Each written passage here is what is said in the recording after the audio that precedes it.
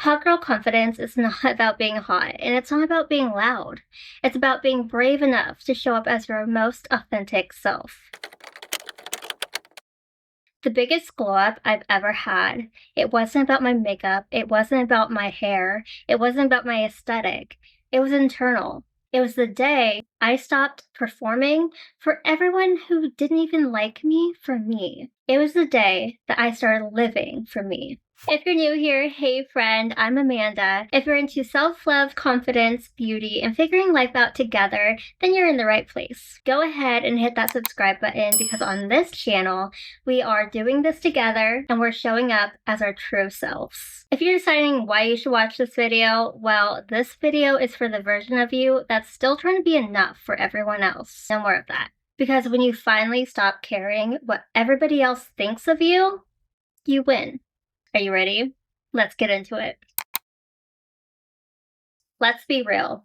If people-pleasing was an Olympic sport, I'd have so many gold medals. And yes, I realize that is not something I should be bragging about, but it's real. I'd be saying yes when every fiber of my being was screaming, Amanda, no.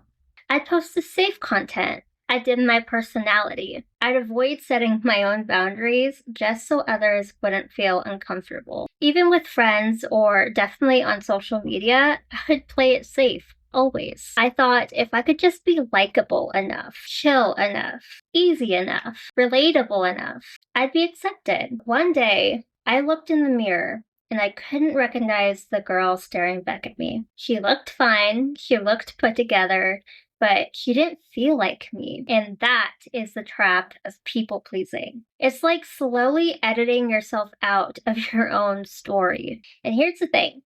If any of this feels familiar to you, or you're like starting to get that feeling like, oh gosh, I think that could be me, you're not broken. You've just been taught to survive this way. Survival isn't the same as living. And I decided to break that cycle and start living life for me. So the shift didn't happen overnight, but it did start with one question. If I stopped caring what other people thought of me, what would I do differently? That question cracked something wide open. And my honest answer? I'd be bolder. I'd post the real caption. I'd stop watering myself down for others, and I'd stop apologizing for taking up space. Suddenly, I realized I had been wearing a mask. Not because I wanted to, but because I thought I had to. You know, that quiet voice inside, the one I kept silencing for others' approval, she still knew who she really was. And little by little, I started letting her speak again. Hello, YouTube. Now, the shift wasn't dramatic. It wasn't this huge public announcement. It happened before I came back to YouTube. It was in the small private choices that I made, like unfollowing people who drained me, saying no without feeling like I needed to provide this long paragraph explanation, choosing outfits that felt like me, even if they weren't aesthetic.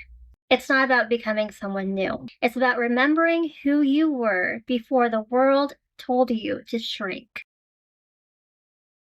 Okay, let's get deep for a second.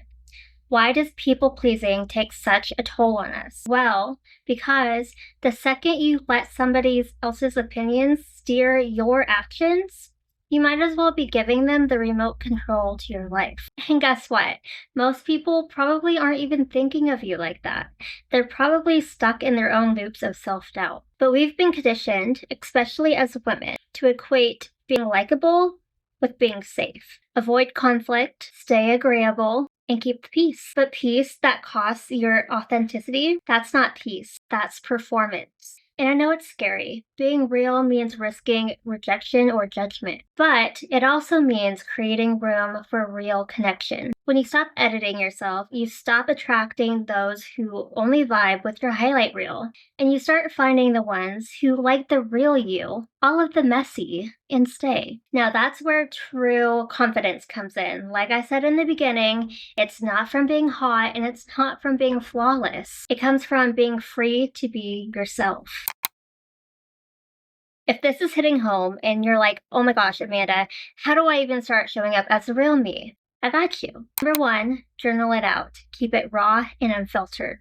I personally love journaling every single morning. It has become one of my non-negotiables. This is a space where you can write whatever the heck you want. What excites you? What do you dream about when no one's watching? Strip away all of the I shoulds. There's no audience and there's no filter. It's only you and your truth. Number 2, ask yourself, is this for me or someone else's approval? Now, this one is a game changer. Next time you hesitate, whether that's posting, speaking, or deciding anything, pause and ask yourself, am I doing this for me or to keep someone comfortable and happy? Number 3, start small and stay consistent. I'm not saying you need to create this huge life overhaul. I need you to start with one brave thing, whether that's posting the real raw caption, setting a boundary, or wearing the bold lipstick. Every time you do something authentic and true to yourself,